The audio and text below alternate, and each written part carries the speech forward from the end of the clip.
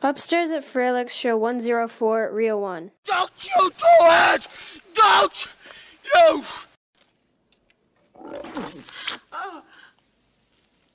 Now, before we get into it, there is a couple of things we have to do in this episode. Okay. I believe you and I have to give some thank yous out to some people. Oh, right. Who am I thanking? I forgot who I'm thanking. I believe it was the HBO group. Oh, vintage HBO guides, of course. Yeah. I also want to thank VHS Rewind because I'm posting there too. Well, I have to thank Cult Film Exploration, DVD, Blu-ray, and VHS, specifically Mark Rotelli and Rex Diamond for letting us post our podcast in their group. Also, The Canister, which is run by my good friend Jeremiah Johnson. I'm one of the moderators over there. He lets me post. Oh, I know. Yeah, I'm a member of that group too. Yep. I told you to go in that group because you could let a good out, post your shit in there without anybody giving you a hassle. Mostly because I remember the name Jeremiah Johnson. That was a movie with Robert Redford.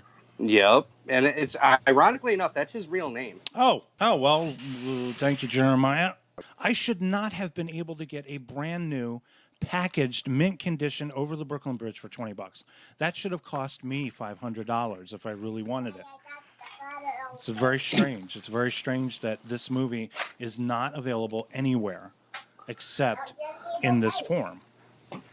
And you're absolutely right. I mean, we talked about this in the introductory episode. How can this movie, which is actually a good canon flick, it is, not be on DVD or Blu-ray? I enjoyed it. I wrote in my notes, because I asked for your initial impression, and you said too Jewish. Too Jewish, I had to say. And it's we're gonna kill the firstborn of all the West. Too Jewish. This is a very Jewish movie, almost over the top in its Jewishness. We're submerged into the scene of this orthodoxy, praying, huddled masses, the Ellis Island and little Don Corleone with big eyes to match his dreams.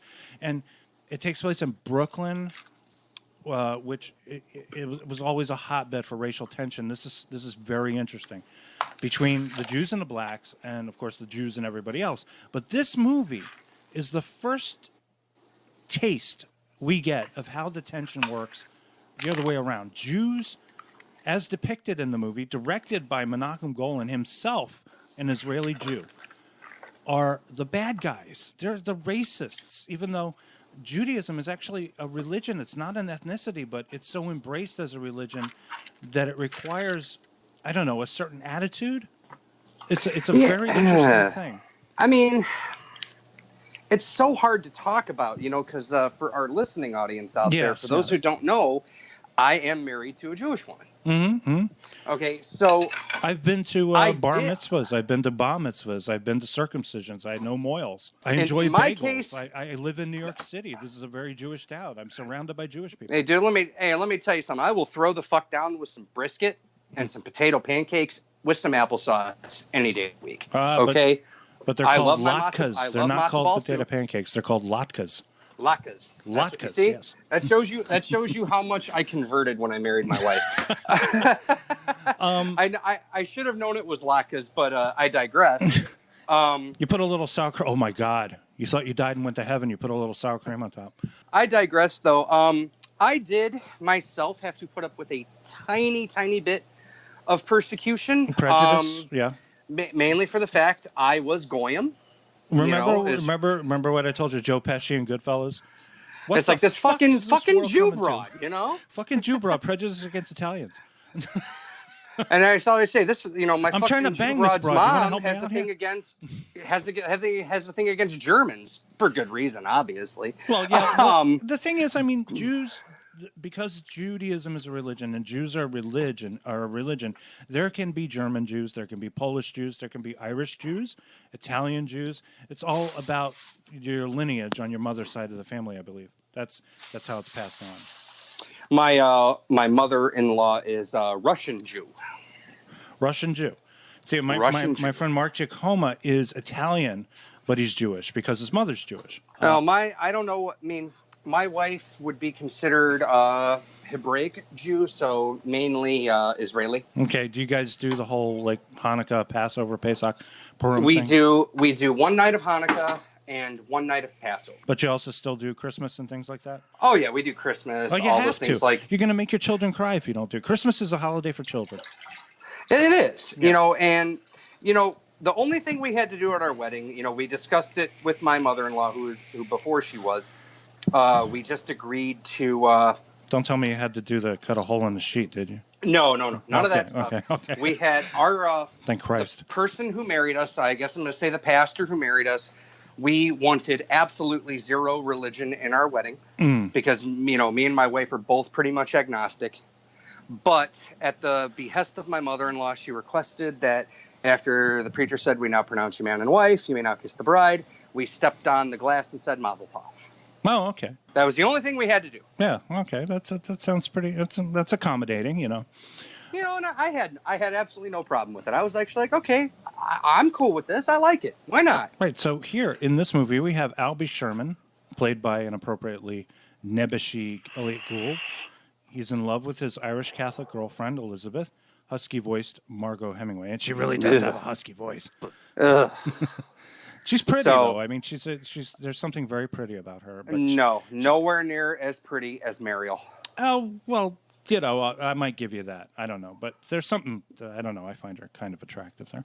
Well, I just saw, I saw Margot Hemingway in a movie that was on Mystery Science Theater called Killer Fish with Lee Majors and James Franciscus and Karen Black, I think. I remember her from Lipstick. She was in a movie Lipstick with Mariel.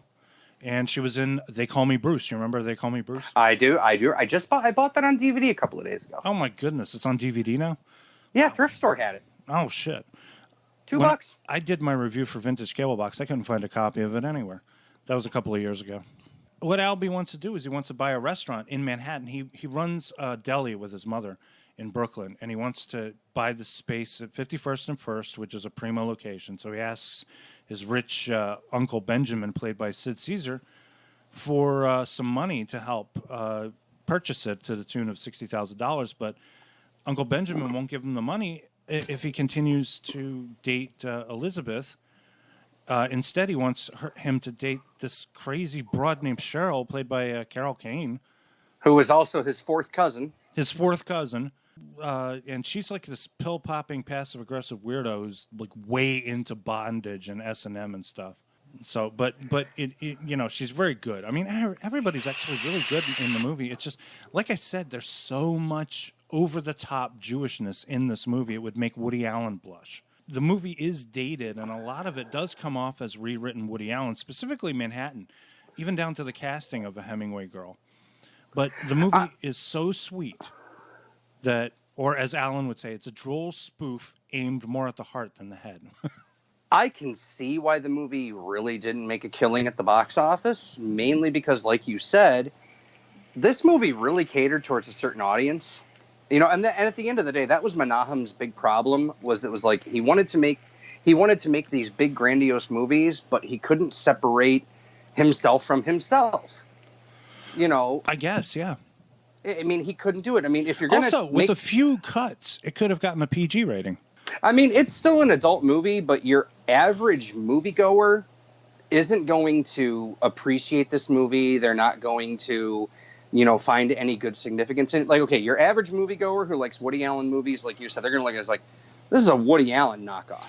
Kind of. Yeah, that's what they're going to say.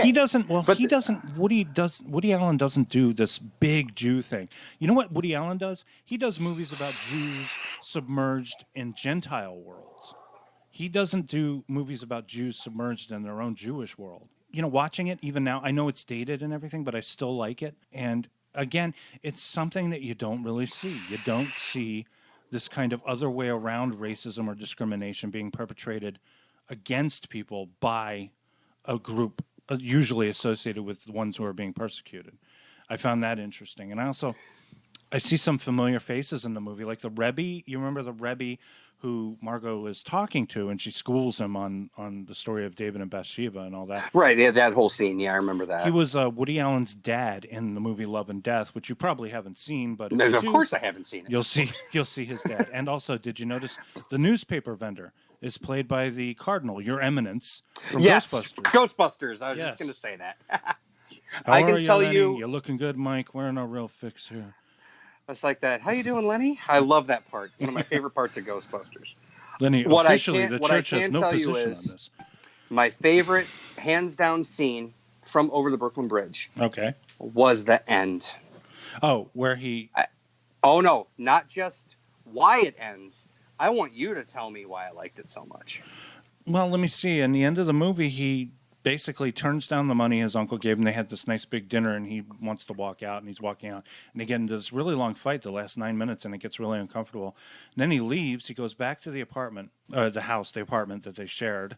He goes, walks right up. He walks right up the stairs. It's all actually one unbroken shot, too. I noticed That's why. Now there, you just answered it. That's it's why I love one that unbroken scene. shot of him just walking into his apartment, up the stairs again, and into the bathroom and into the shower with her, where he tells her he loves her, he wants to live the rest of his life with her. A great ending, by the way. I mean, it's just a wonderful ending. Actually. You see, now that you don't expect from a Cannon film. You name me one Cannon film that has one long shot like that, unbroken. The movie was directed by Menahem Golan. Yeah. And then on top of that, it was Adam Greenberg who filmed that scene, who later went on to work with James Cameron in The Terminator. Yes, and if I'm not mistaken, Mark Mark Goldblatt edit the movie? He did. He eventually, with Cameron as well, Terminator and Terminator 2. Yes, and he directed Dead Heat and The Punisher, the original Punisher with Dolph Lundgren. Two great movies, by the way. They were good. I did enjoy them. We did them for Extreme Cinema. Yeah, Mark Goldblatt is one of those guys, and he's been nominated 100 times for his editing. He's like one of the premier action movie editors of that time.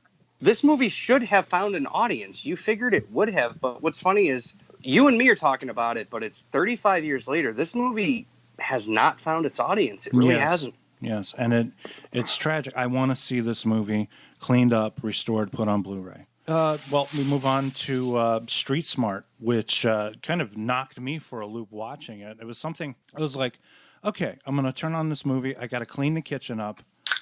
I got to put all the dishes away. So I'll put on this movie and I kept moving away from the dishes and watching the movie because it really kind of pulls you in. It was released in 1987. There are two fascinating bits of trivia attached to it. One was the obvious Christopher Reeve story. He had been trying to sell this script that was written by, I forget, somebody with the last name Freeman. I forget his name. I can't even think of it right now. This guy wrote a script, and it's just a fantastic script. I mean, the one piece of trivia was that he got Cannon to finance the movie based on him appearing in Superman 4 because Cannon bought the rights to the next Superman sequel, and they made Superman 4: The Quest for Peace, which was also based on a story outline that Reeve submitted, and on the condition that they make this movie. This was his baby. This was like his pet project that he had been trying to do for years. He couldn't get, because it's really like, we talked about it. It's a downer. I mean, this is a true downer of a movie, but it's so fucking clever. The script. The other piece of trivia is that Morgan Freeman, this is considered like his first big movie role. Mm-hmm. He considers it like almost an introduction, even though I remember when I was a kid, he was on the Electric Company. That's everybody remembers him on the Electric Company. Yeah. I don't, because I wasn't old enough. So he appears in this movie as Fast Black. Well, Fast Black, but his name is Leo Smalls. Yep. And but he calls himself Fast Black, and he's a pimp. Okay, what Reeve was trying to do was sell an article. He plays a journalist for a magazine like New York Magazine or something like that, and he was trying to sell his articles. And he talks about doing a lifestyle piece about a pimp. And so I'm like, and he goes around. He's like going into Times Square, and this was back when Times Square was really dangerous. It doesn't really look like this anymore. This is a very gritty, violent movie that's probably more appropriate for the 70s than the 80s. I was explaining this to you the other day because in the 80s everything was about optimism and capitalism, and everybody was getting wealthy, and the 80s was a more successful time financially for a lot of people. The 70s was more of a downer time, as like say exemplified in Jerry Schatzberg, who directed this movie. He did a movie called Panic in Needle Park with Al Pacino. That great movie too, by the way. Yeah, it is. It's a movie that made Pacino, in addition to the Godfather movies. And this story just seems more appropriate for that time, because this is like the age of Docker pants and Hawaiian t-shirts and all that kind of stuff.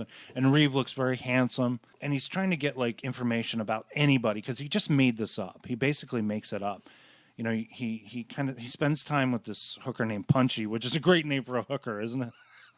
Played by Kathy Baker. Hey, awesome freaking name. I mean, I'm going to call the whole you thing Punchy. was he was trying to interview the pimps first before he decided to make it up on the fly because nobody would talk to him. That's the thing. He made it up. He made it up, and he made it. I guess the sick joke about Street Smart is that he's a really good writer.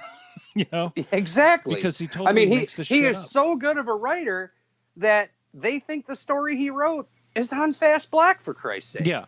That he fabricated this because he makes up the story about a character named Tyrone. Yep. But his boss is played by Andre Gregory. Loves the article. Wants more articles about this Tyrone character. Only his girlfriend, who's played by Mimi Rogers, knows that he made it up. And the DA and then the district attorney's office gets in touch with him and said, "We want information about this guy because we know you wrote about Fast Black. We know that Tyrone is Fast Black." And he's like, no, he can't really tell him he made up the character. So he starts hanging out with this Fast Black and his cronies, and this is when it gets really fucking scary because he's hanging around with all these dangerous ass people. And this guy, I mean, Morgan Freeman is so fucking scary in this movie. You don't know what's going to happen at any given time. He's very unpredictable, you know?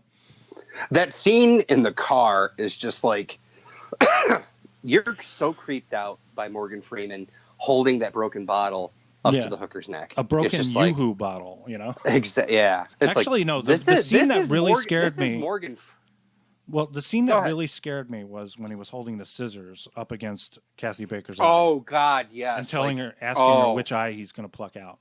That one really almost had me, like, wetting myself. And you know what's sad if you think about it? Morgan Freeman's never done another movie like this. I thought the closest he ever got to this character again was still a character that was miles away from it, which was Red from Shawshank Redemption. Yeah. He doesn't play that. I mean, like he does. What Morgan Freeman does more than ever now is that he plays what we call the magical Negro. He plays like the wizened old black guy, and he's God. He was God too in a movie. I guess you could say that. I don't know, but you're right. I mean, he plays the wise old man.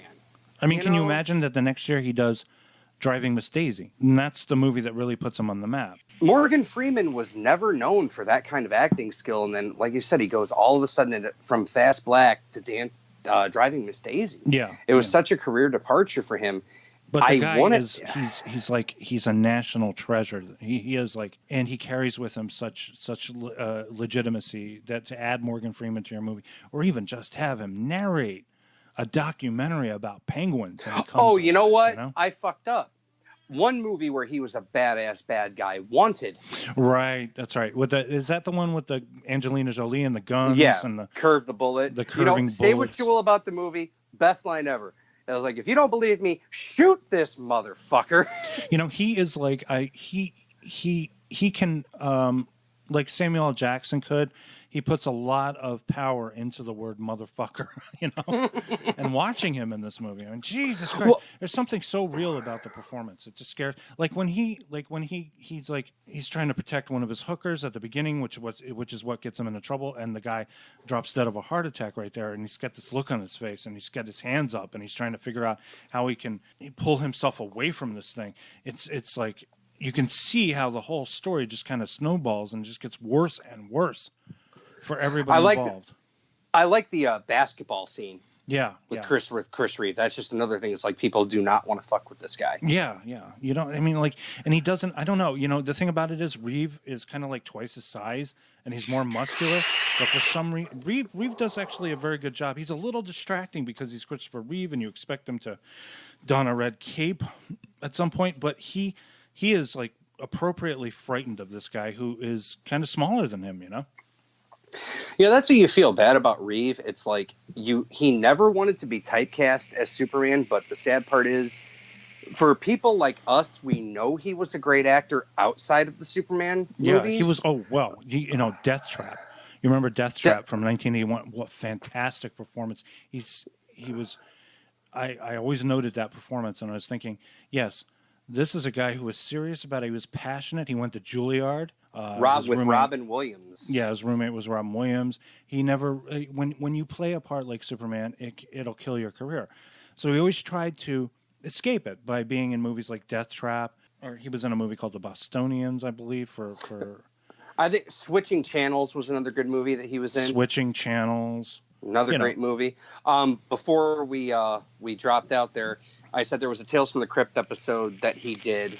Which, yes, I remember with Meatloaf and Bess Armstrong and Judd Nelson, right? That was one of my favorites. Meatloaf, Bess Armstrong, Judd Nelson. One of the best Tales from the Crypt episodes that there ever was. Yes, and it was an episode where Meatloaf lived up to his name. Exactly. Village of the Damned, he was great in that movie. John Carpenter, right? With, yes. Kirstie Alley in that. Yeah, I remember that. I mean, you could put him in a shit movie, but he would elevate it so high. Yeah, and then I think one of his last roles was this movie called Above Suspicion, made for HBO with Kim Cattrall, and he actually pretends to be crippled in a wheelchair. It was very strange that he played that part, and that was right before he had his accident. One of the best roles post-accident was the remake of Rear Window. Right, with who was it? Daryl Hannah. It was Daryl Hannah played his girlfriend in that, yeah. Even after all this time and all these reboots and remakes and everything and TV shows, he's still the best Superman. I mean, dude, he is the Superman. He is Superman as far as I'm concerned. Absolutely. No, I mean, you talk about how many times they've rebooted this, that, and everything else in between, okay? There can be better Batmans, okay? There is only, in my opinion, one fucking Superman. Yeah. Nobody will ever. I mean, Henry Cavill's pretty good. He's pretty good. He's fair. I will say he's fair, but those movies suffer from the same problems that we talked about with Nemesis. I really don't. They suffer from Zack fucking Snyder. All right, that's what they suffer from is Zack fucking Snyder. Okay, Zack Snyder. In Justice League, I don't care what anybody says about the Justice League movie. Henry Cavill was actually great as fucking Superman in that movie. That was where I looked at him and I said, okay, you know what? Maybe you actually have a chance to pull it off. Maybe he's getting a little closer to Reeve rather than Brandon Routh's rather creepy and oh God, you know what? Brandon Routh was interpretation. He was a decent Superman, but he was a horseshit fucking Clark Kent. Horseshit Clark Kent.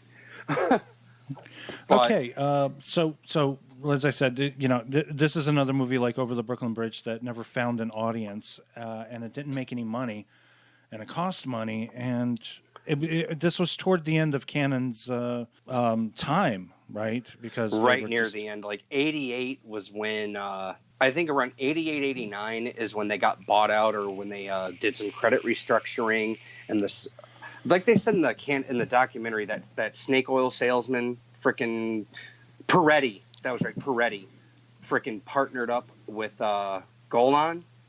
And then Menahem was like, I don't want any part of this. I'm out. And he formed off and did his own company. And it turns out, ironically enough, Menahem was right. All right. Well, let's wrap this one up. We'll be back in a few weeks, I guess, after this episode drops, because I'm taking a little break because of my back. It hurts. So. Yeah, just got to lay up, take a couple of painkillers. You'll be all good to go. Yeah, I'm already running out of Doan's pills. I'm such an old man. Doan's? Yes, I take Next Doan's thing you're going pills. to tell me is you take Anacin. No. Doan's and ibuprofen. That's what I try to do. I try to alternate. But anyway, we'll be back next time, and I don't know what we're going to talk about, but we'll probably be talking about it after.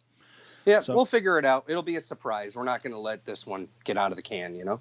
All right. So see you next Monday, as they say. Yep. See you next Monday, guys. Take it all easy. Okay, here we have Death Wish 2 to go along with our Canon show that we did over the Brooklyn Bridge and Street Smart. This it's known as a Canon release, but you see it says here at the bottom, a Canon film released by Filmways Pictures Incorporated. It's produced by Menahem Golan and Yoram Globus, who acquired the rights, I guess, to the Death Wish franchise, quote unquote. It wasn't really a franchise at that point because the movie came out the first movie came out in 1974 and was produced at Paramount Pictures. This is the sequel, long awaited, I guess. What are we talking about here? 8 years Charles Bronson appears in it with his wife, Jill Ireland. Vincent Gardenia reprises his role from the first movie, coming out to L.A., and then he has the immortal line, "Get the motherfuckers," before he dies. This is one of the most disgusting, repulsive, vulgar movies I've ever seen in my life. I was forced to watch it for a Death Wish retrospective that we did on Extreme Cinema, and at the time, this was around Super Bowl Sunday, the week of Super Bowl Sunday, I watched all 5 Death Wish movies while in the grips of horrible temperature. My fever over 100, probably 105 spiking, and my wife and daughter also were sick because my daughter brought it home. When you have a kid in school with a bunch of other kids, she's going to get sick and she's going to make the whole family sick. He's a one-man judge, jury, ... and executioner. And there we have the wonderful essay that always accompanies the Warner Brothers clamshell. Now let's have a look here. We have a very nice tape here. Actually, it's in very good condition with an American label there, as you can see. Death Wish. And there's the Saul Bass Warner Brothers logo. This I don't know how rare this tape is. Like I said, I collect these because I love them. I love the way they look. I love the way they are. And apparently there is an uncut version out there on Blu-ray. But really, with everything that happens in this movie, do we really need to see more? I say no. Have a good night.